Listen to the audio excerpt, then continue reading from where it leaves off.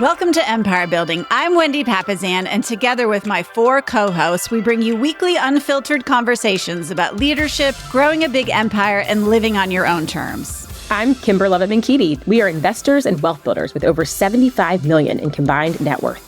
I'm Sarah Reynolds. We are visionaries who built more than 50 businesses with over $122 million in annual revenue. I'm Tiffany Fykes. We've led thousands of people and do it all while being pretty good moms. And I'm Seychelle Van Poole. We are your podcast to learn how to build big businesses and even bigger lives. Hi, everyone. This is Tiffany Fykes. Welcome to the Empire Building Podcast. And I am here with my lovely friend, Kymber. Kymber, how are you today? I'm good, Tiffany. I'm excited. This has been a topic that has been very real for me lately, so I'm excited to dig into it. Ooh, I love it. Well, for our listeners, we are on part 2 of our series that we started last week. But this week, we are going to be talking about the 7 tactics when you're tired of playing the long game. Last week, we asked the question, in an AI world, is the long game dead? But today, we're going to get super tactical and hit the long game's long. And you get tired sometimes. And so we have some tips and tricks on how to move forward, even when you're tired playing the long game. So for those of you who are just joining us for the first time this week, what's the long game? So when you think of the children's story, The Tortoise and the Hare, that is like the perfect visual for what the long game is. If you did not get told this story, find me later and I'll hug you, because I don't know how you made it through your childhood without this. But the tortoise and the hare in this story, they line up on the finish line. And I actually had a friend who published a retelling of this. So you need to find Sam Wedelick's version of The Tortoise and the Hare to get for your kids. But they line up on the starting line, a tortoise and a hare. And if you don't know the ending, you're definitely going to bet on the hare is going to be faster. But the hare is playing the short game, and the tortoise is just going along, doing what he does, playing the long game. And spoiler, the tortoise wins at the end because he was consistent. He stuck with it. He didn't get distracted. He didn't get cocky. He didn't have any of those things. And so he, with his stability, got to the end before the crazy but fast hare. So the tortoise is playing the long game. But Kymber, let's do another example. What is an example of something in your life where you've played the long game? Well, you know what other video I think is also good, and I feel like a lot of us saw this, on the one thing, right, with the rocks. So I think Gary Keller, right, and Jay, there's a video, if you search YouTube, and it's this very similar, but it's 2 guys, and they're starting at the right line, and while one's going, the other one, look, that rock looks interesting, picks it up, throws it on his back, picks it up, throws it on. The other guy, right, one rock just keeps going, trudging along. That looks nice, doesn't get distracted, keeps going. And right, you think this other guy who's shiny object, thing that might help me go faster. And at the end of the day, he doesn't even make it to the finish line because he's completely weighed down by all of these shiny objects that he grabs and throws into his sack along the way. And so as you were describing that, I was like, oh my goodness, right? That's also the challenge, because when you're playing the long game, this other thing looks really interesting. And it's really easy to abandon the core thing that you are focusing on because some other thing looks really cool. I know in my world, right? I spent a lot of time last year thinking about whether or not brokerage as a space, right? There were all these things. There was technology and all these tools and all this stuff. And at the end of the day, I was like, hey, this is an industry that I've spent a lot of time in, that I know. And I put all my chips on, really a lot of chips on the table to say, I'm going to go all in and buy this brokerage. I'm going to buy the majority interest in this brokerage and bet on the long game that I've already, 15 plus years into, but that I see a future 15 years down the line. And so I feel like I'm in it right now. And I'm excited for these tactics because a lot of them are tactics that I need to be reminded of. And I'm trying to continue to live out and not get distracted by all the big rocks that look really cool. Yeah. Well, and one of my favorite quotes from the one thing is, the success is sequential, not simultaneous. And when I say it's one of my favorite, it's because I have to keep telling myself that over and over again. It goes in order. It's not all at once. You can't have all the things at once. And so you need to make sure that you're focused on the results you want. And if you are still lost about what we're talking about with the long game, or you're not really sure if it is going to play out, that it's still something that you want, go back to last week's episode and make sure you listen, because we hit, what does the long game mean? Why don't you want to play the long game? Or why do most people not play the long game? And then we give you a lot of good tactical ways that you can play the long game. Some games you may not even be thinking about as long games. So make sure if you missed last week that you go back and do listen to that. But for today, I am so excited because I'm like you, Kymber. I mean, the long game is long. It's literally in the title. And so I'm excited about these tactics to remind ourselves, what do we need to do to keep going when we're tired? Yes. And one of the quotes that I started the year with that really, gave me some relief is this idea of consistency beats intensity all day long, right? That I think sometimes we're trained to even the idea of 75 hard, let's do this thing for this short period of time. And we're going to have this incredible result in this little bit of time. And the answer is well, that might sound good. Consistency, right? The tortoise wins almost every time. It's hard to beat it. So let's dive in for our first tactic, which is shrink the time horizon, even temporarily, and insert a short-term spark. So don't abandon the thing that you've committed to yourself, your business over the next 5 years, but work in a 30-day challenge. Ask yourself and your team, this is good for individually or in your business, what would the spark of momentum look like right now, right? In the next month, what would this look like? And I've even created ways to engineer little wins, right? So if we're saying, hey, we've got to grow this brokerage. We're trying to grow this brokerage. But a little win would look like, okay, what if we added 2 top producing agents every month, right? This little way to win, and then also celebrate that win, which helps in the pain of doing the thing, because it can be hard, that there's a little win that you can then celebrate that helps get the momentum and reward that consistency and the focus on the outcome, and pick that one measurable thing. So let's think about how do we see this in our lives? I think of health. In my health journey right now, I'm learning how to live in a new body. It's exactly the same body, but it doesn't act like the old body that I used to have. And so, I could say, oh, my long-term game is I want to be strong. I want to fit into my clothes because I don't want to buy all new clothes. These are my long game plans. I don't want to lose weight necessarily, but I want to fit into my clothes. And so if I am just thinking about that at the end, as opposed to, all right, let's shrink the horizon. And this week, all I'm going to focus on is I'm going to try to get up my chest press weight because, and this is real life, I have the weakest little chest press. I can lift a lot of heavy things, but for some reason, I can't figure it out.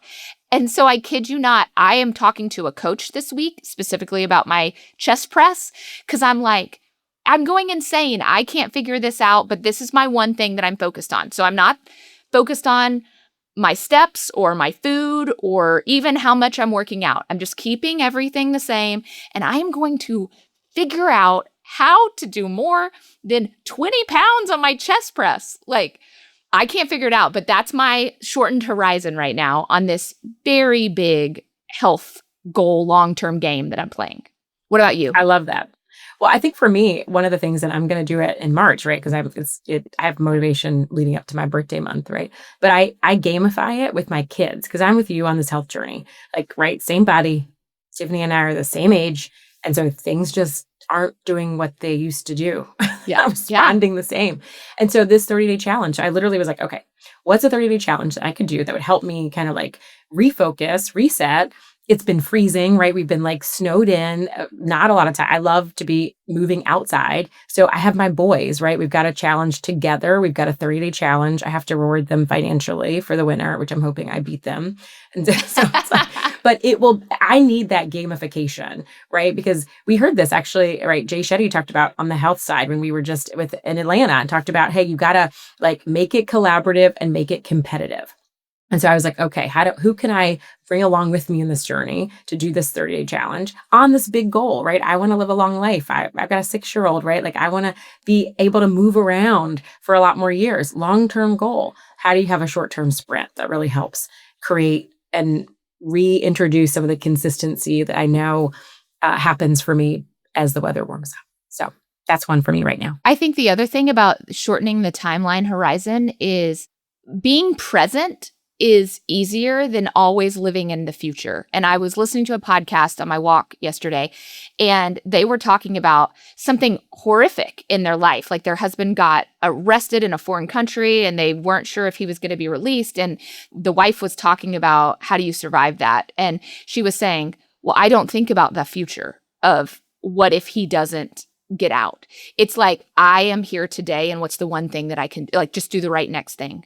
And so like shortening your timeline horizon makes it less overwhelming or makes it feel less boring, because all you're doing right now is you're playing a game with your kids for 30 days about your health or about their health, or you're trying to beat them so you don't have to pay them. That's right. That's really the answer. It changes your perspective versus this huge thing of what could happen if I don't fix my health or I don't do whatever, or how do I even do that? That's a huge thing. I can't control that big outcome I want at the end. So that helped me with my mindset around these long-term games that I'm playing. Even goals, right? Like I think about, trying to keep a team on track. You have a goal to sell 100 houses, right? Your team wants to do this thing. What's the next right thing today, this week, this month? Like, okay, so what are the leading activities that would help do that? Because it's hard. Sometimes it can feel daunting to get to that big goal. But then when you chunk it down and say, okay, well, we're going to host X amount of this week, we're going to host 10 open houses for our team.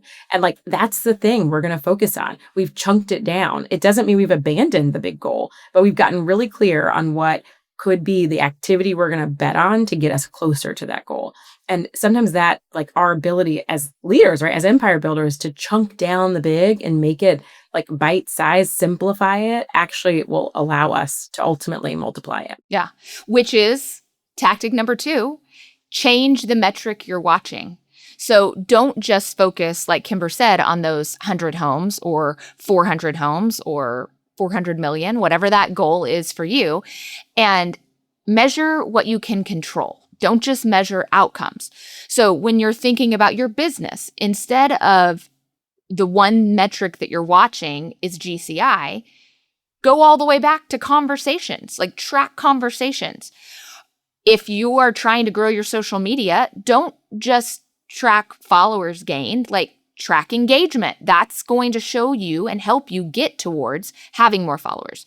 If your long game is net worth, what's the activity you need to be tracking that's related to your goal? It's probably something in budgeting, or maybe it's one line item in your budget, or, what's that one thing, one metric that you can, maybe it's spending this week.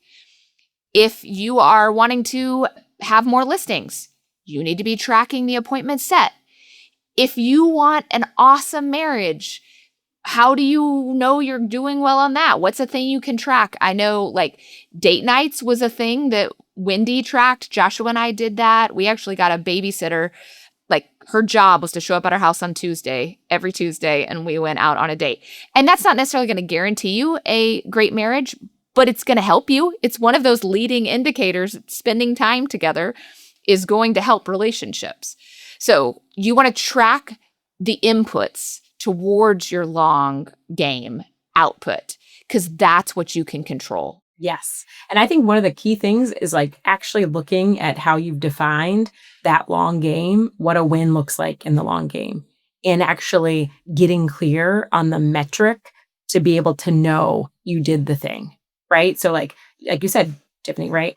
Well, I want to have a great marriage. I want to have this great relationship. I want to have more friends. Like I want to spend more time. I want to be more social. Okay, well, how would you quantify that? How would you know at the end of the year, at the end of 5 years, that you made that progress? So I think there's something really powerful about allowing ourselves to define a metric. And I even use this with other people, right? When somebody says, well, I want to really like where I work. Well, how would we know that you liked her? How would you know, right? Because we say these things. If you empower people to then define it in a metric, then you're able to track it and then celebrate when you actually got closer to it based on the thing that you could influence or control. When someone says, I want to spend more time with my parents, well, what would that look like? Is more time once a month? Because what's more time for me might not be what's more time for Tiffany. So even as a family, you might define that. Well, what would us spending more time? Like if it was good, does that mean we did one family night a week? If we did that, we have defined our good. And then that allows everybody to create a more winnable game. Love it. All right, number 3, add a visible scoreboard. So when you have all these great metrics, how do you know that you're on track? The brain needs proof, and the high competitive people in the room, right, need proof that they are winning. And this is one that I have leaned all the way into. And when you think about AI, which you guys talked about last week, like having a simple tracker, you don't even have to be the brain that like you don't love creating Excel spreadsheets or you don't love creating the visuals. Now you have a whole resource to make it faster and create the outcome. Create a simple tracker that you can visually see. I think this is really important, right? It's got to be present to you. You can physically see it. It's in your line of sight. It's in your team's line of sight to know that you are winning and that you're on track. You are making progress. I think there's also something really powerful about not just physically seeing it, but even physically coloring in the house when it closes. Right? Doing the activity of actually having to go in and you get to do the thing. It's like, personally, I love having a checklist just so that I will put things on the list so that I can cross them off. I can visually see that it has been completed. So what do you have? What's going to get you closer to that long-term thing? And how would you know that you're on track? Where's the scoreboard? You can create a calendar, a streak. Think about your 66-day challenges, your whiteboard. I love a board that somebody's not going to walk up by it and like elbow it. So maybe not your whiteboard. But today we're seeing you can cast to a screen in your office. You can have the screen up. It's then visually, people are seeing it all the time. Have something that's up for your family. Hey, this is our nights. This is what we did. Having that be there, your running list. What are those wins? And I think actually talking about them more, a lot of times our brains are quick to go to the gap, quick to go to the thing that we didn't do well, quick to go. But even setting up that as a cadence, do you start every team meeting with where did we win this week? Where did we win today? Using that in your family dinner conversation. We talk about how was your day? What was a win today? So that we're really starting to see the proof that we're on track on these long-term goals. Yeah, I love that. On our team, we have win of the day at the end of it's a Slack channel. It used to be a text string. Like at the end of the day, it's like, where did I see a win today? Because sometimes you didn't move your body. You didn't set that appointment. You didn't do whatever. So like, where was there a win? And a tracker sounds like the input. It's actually an output tracker where you can see the progress. And I think, Kymber, what you said about physically coloring in the box or like doing something where your brain is made to focus on it because your brain is wired to make you better. And so it's always telling you how you fell short and almost doesn't notice the wins. And so you've got to kind of have a pattern interrupt in your brain to make it focus on, no, I did this thing. This little house I'm coloring in right now, I did it. Look at this and remember it. So I love that. But I think relationships, we know, like not just internally, but also externally, like you're going to be wired. And I know we see this a lot in our empire builders, even in our world, right? You're going to be wired to more quickly see the problem, quickly see the thing that didn't work out. And so if you're engaging with a team, it might be quick to be like, oh, at that event, these were the 5 things that we didn't do right. And like actually training yourself personally, but also as you're leading people or raising children, right? To see the thing that was good. Is we in our heads are like, of course they know I thought they did a great job and I'm just giving them feedback so that they can get better. But the answer is like we as humans need like a 5-to-1 for those most critical, like close relationships, positive to a negative. And so how are we doing that? By actually creating a visual so that we are reinforcing these good moments. These wins. And celebrate them big. Like going back up to part 1, when you win a 30-day challenge or you do a 30-day challenge and you know it because you've got this visual tracker, like your brain needs the dopamine hit. Like do a party, do a thing because you can't wait till you're a millionaire to celebrate achieving the goal. You need to celebrate when you've done the little sprints that you're putting into your life too. I love that. Okay, number 4. And this for me is like so important. Oh, so important. Okay, so This is 7 habits if you are tired of playing the long game. You need to remove one thing that's draining you. Like, there is something you're doing that is draining you that you can remove with no impact to the long game. And you just need to figure out what that is, because long game fatigue, it really often looks like overload. We're doing too many things.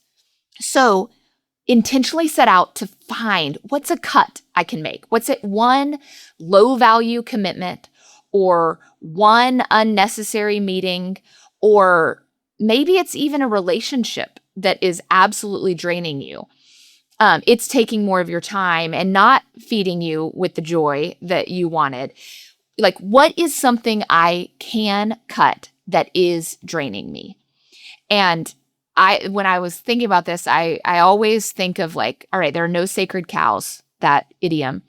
And that's, set on the Hindu idea that they have that cows signify motherhood and that are very important in their culture. But the statement, there will be no sacred cows, is not a diss on Hindus, but it's saying we're not going to elevate anything to untouchable except the long game result. But anything else we can be willing to cut. I love this one too, Tiffany. I think it's so important and it's so empowering, because for so many of us, when we're in the long game and you've got all the rocks on your back, right? You're carrying all the things and you feel like you have to do all the things. And there's this franticness. The answer is like, that is what we've created. Because if you got sick, or God forbid, like something critical happened in your life, we would actually be very quick to say no to lots of things. And they would actually be figured out. And so if you're feeling this like intensity, it's something that's draining you, something that you dread. Think about even like being aware of how you feel when you look at your calendar. When you look at your calendar and you see a certain meeting, when you see a certain person show up on your schedule, right? Like, be present to that feeling. And what would it look like if you just said no to that? We find that a lot, even with simple tasks. Like I was saying to our team, stop sending out this weekly newsletter. It's draining people. It takes so much time. What are we doing? Like, if people start complaining about it, then we'll figure it out. But would anybody even notice? And at first people were like, oh, we can't do that. We've done the newsletter for a decade, every Monday for a decade. And I was like, but what would it look like if we just stopped? And giving permission for your team even to dream about what are and be honest about the things that they're like, yeah, this isn't really, I don't really want to be doing this. Yeah. Well, when we kind of reimagined our team a couple years ago, and we're like, wait, we've piled all this stuff on because that's what quote unquote successful people do. And when we just started shedding all of that, it was like, oh, we can do this because it doesn't have to be like it's been. Like, let's do this a more authentic way to who we are and make it more fun for us. And so, yeah, I just want to echo that for sure. Well, and then you are on a long game to something really important, right? You're not just doing a hard thing to do a hard thing. You're doing a hard thing because it was part of a 5 or a 10-year vision of who you wanted to be, of the life you were creating. And you want to remind yourself of who you're becoming and the why behind that. And I want to give everybody permission, like, that can change. Like, right, sometimes we're heading in this direction and it's no longer serving you, or it's no longer, or there's something in life that has reset for you. And that 5-year, 10-year vision is changing.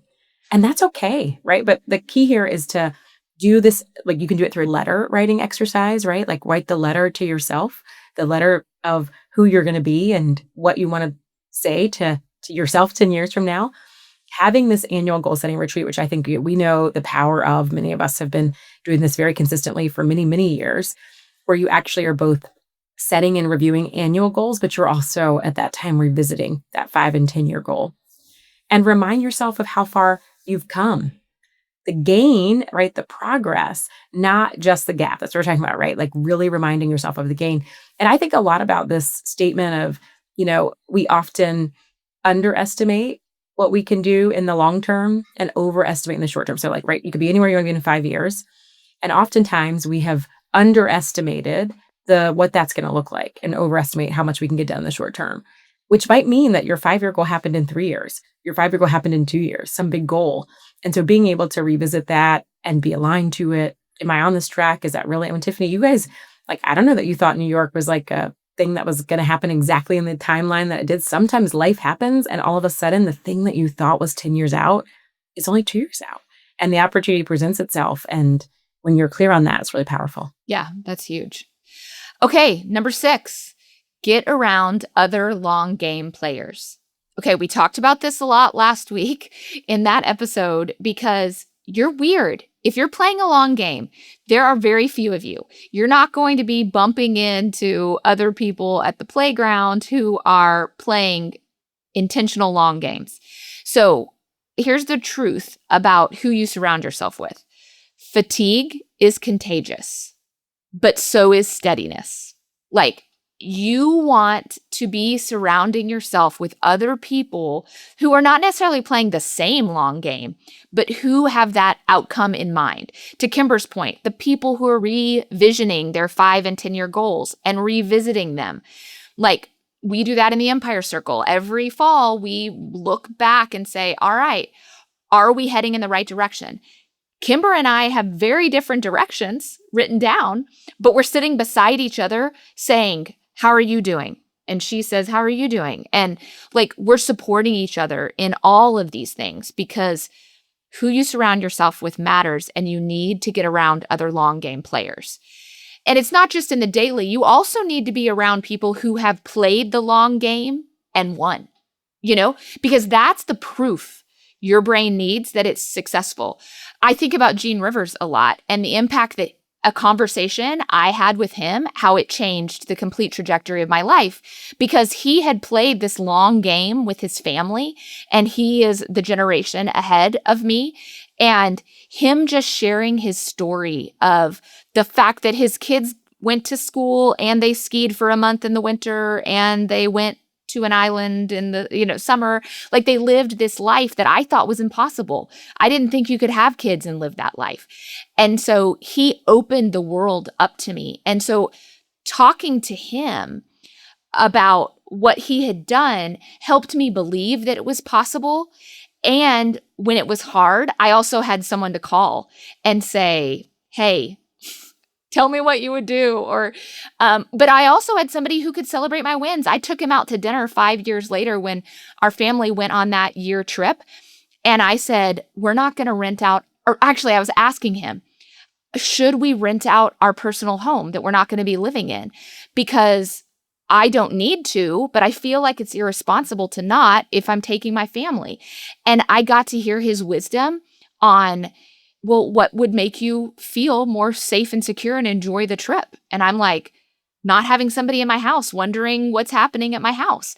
And so I was able to make a quicker, better decision because of that relationship. And I also got to tell him, this whole thing wouldn't have even happened without you having told this one offhanded story. And so I got to thank him. And those sort of things, being around people who are cheering you on or who have gone before you, it recalibrates your nervous system.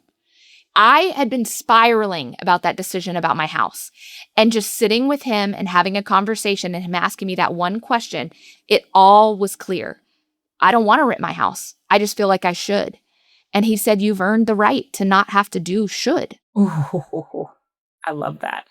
I think what you're hitting on too, Tiffany, is like, I think about our Empire Circle and I think about our circle, that sometimes in the seasons of life we're in, the people around us geographically, right? Like, we're in the thick of kids in school and middle school and high school. And so that's a lot of the people, and they have different things that they're working on, but they're all sort of in that same season of life.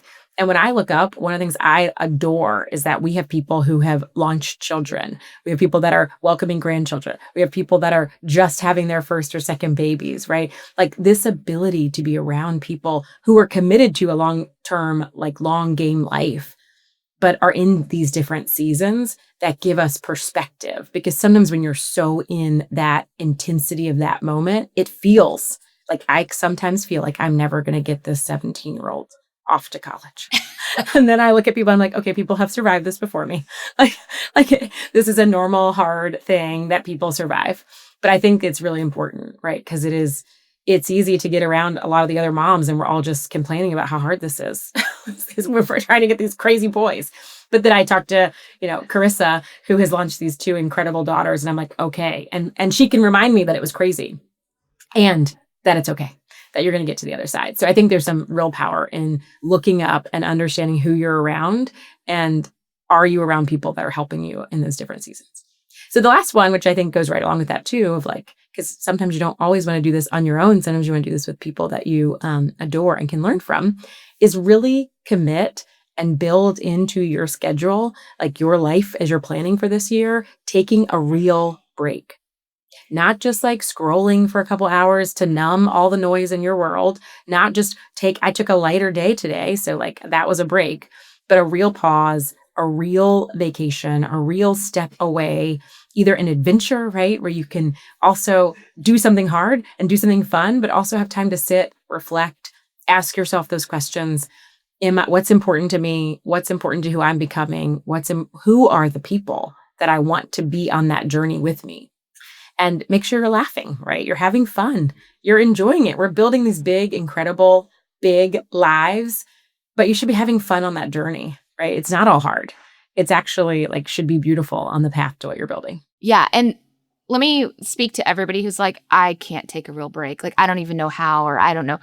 Same girl, same. Like, I actually picked my vacation spots based on where they don't have cell service. Like, I just got back from a trip, and this is actually harder now. It's actually very hard to find no cell service spots. This is tougher, but I would go international and I would not buy the international plan. I would get a new SIM card in a new country, which basically changes your phone number and you are unreachable. And I did that because I wanted to go experience another country, but I also knew I couldn't go to Montana because my phone rings in Montana and I don't have the willpower, or back then I didn't have the willpower to not answer my phone. But even this last week, my family and I went on a cruise.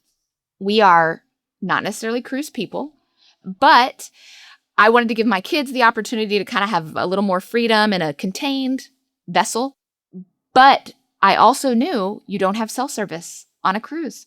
And I didn't buy the internet. So I went this next level where I just literally was completely detached. Like, I got back from a cruise and I said, oh, we skipped our port in Mexico. And everybody was like, oh, is that because of the unrest? And I was like, what are you even talking about? Like, I was so unplugged. I didn't even know what was happening in the news or in the world around us. And so just know it's hard. And sometimes you need to put guardrails around yourself. Like, don't log on to the internet on airplanes. That's one of my rules of life that I have. That is white space. Like, I will think, I will read, I will do something, I'll write. Like, I'm going to do something that's detached every time I get on an airplane, because that's this little capsule.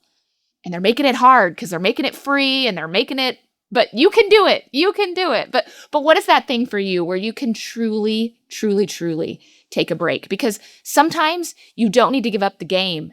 There are half times in games. There are timeouts where they stop playing. It's not like, oh, we're just going to keep running, but we're going to just do it at a little slower pace. No, they go and they sit down on the sidelines. So if you're playing a long game, be brutal and do whatever it takes to take an actual break from whatever it is you're working towards. There's so much wisdom in that, Tiffany, so much wisdom. And I think start small, right? Like, you don't have to go away for a week to start.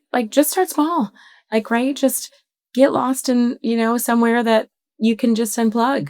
Leave your phone when you take a walk, right? Just create space. What I realized was I was doing these things. I was taking these incredible walks, but I had my phone. I was plugged in. I was listening to a podcast. I was doing all these things. So my brain actually wasn't getting the rest, because now we have the ability to have inputs from everywhere. So I thought I was doing this great. And I think sometimes that was good for me, but I realized there was actually, so then I started building in that at least one of my walks a week, there was nothing. There was nothing. I wasn't listening to music. I wasn't listening to a podcast. That I was just letting my brain just take in everything around me, reflect, only hear my own thoughts. I mean, that's crazy, right?